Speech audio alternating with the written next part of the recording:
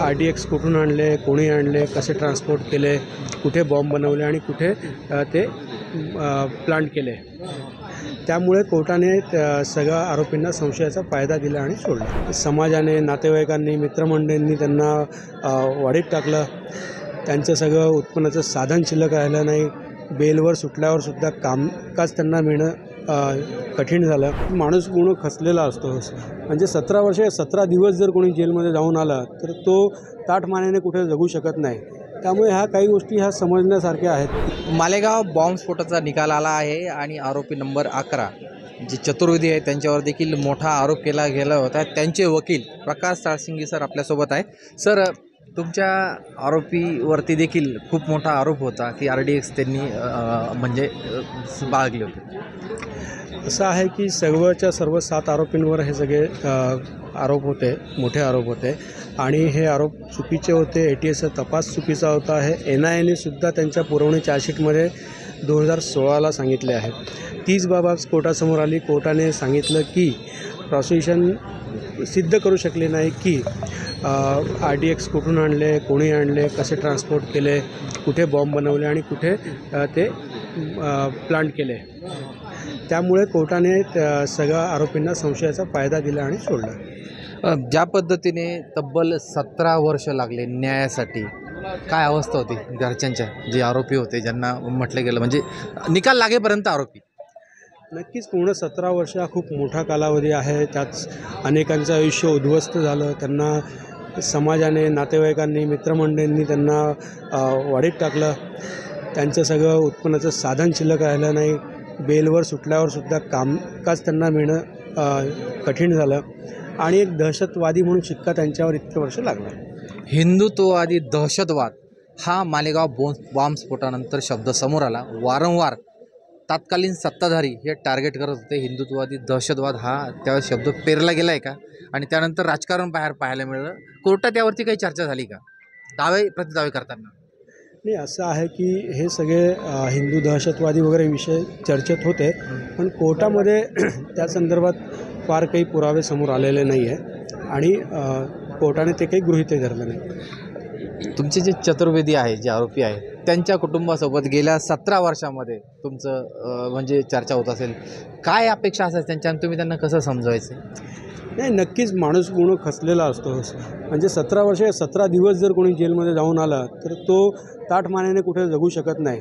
त्यामुळे ह्या काही गोष्टी ह्या समजण्यासारख्या आहेत की त्यांनी काय फेस केलं असेल. तत्कालीन ATS अधिकारी असो किंवा पोलीस यंत्रणा असो, यामध्ये तुम्हाला प्रथमदर्शी दोषी वाटते का आजच्या निकालानंतर?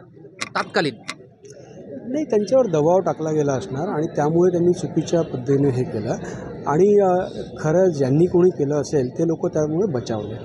तर या सर्व प्रकारामध्ये 17 वर्ष जो मनस्ताप जी झाली, हॅरेसमेंट, याच्या विरोधामध्ये आपण दाद मागणार आहात का? जी आमची टीम आहे, जे सिनियर आहेत, संजीव पुनालेकर, नंतर हा निर्णय डिटेल जो आला तर तो वाचून आणि आरोपीचे इन्स्ट्रक्शन घेऊन त्यामध्ये ठरवू.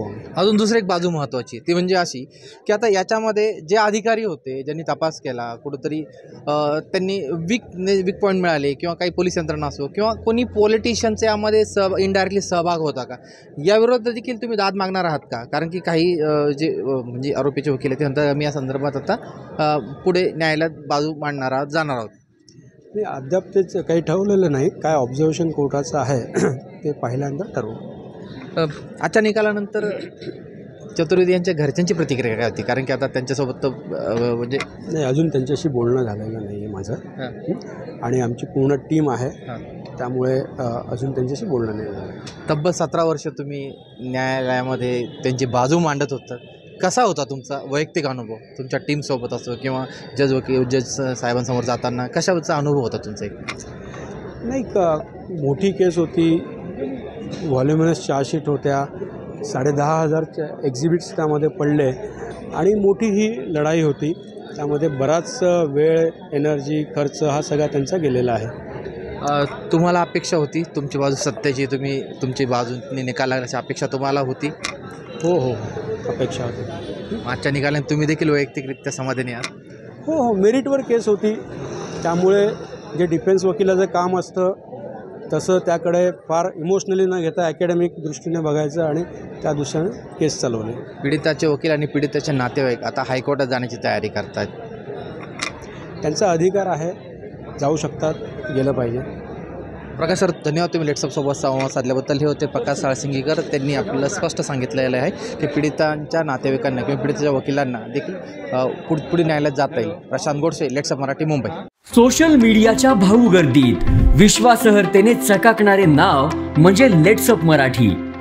सगळ्यांना, सगळ्या नागरिकांना ती स्पीच, ती लेट्सअप वरील मुलाखती म्हणजे विचारांचा खजिना. त्यानंतरच्या निवडणुकीमध्ये मला सोडून गेले.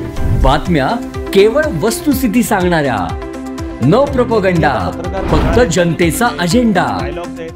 क्योंकि आने वाला कल जाने वाला है, जाने वाला कल आने वाला है. राजकारण, मनोरंजन असो की क्रीडा क्षेत्र, महाराष्ट्राची स्पंदने संवेदनशीलतेने टिपणारे माध्यम म्हणजे लेट्सअप मराठी.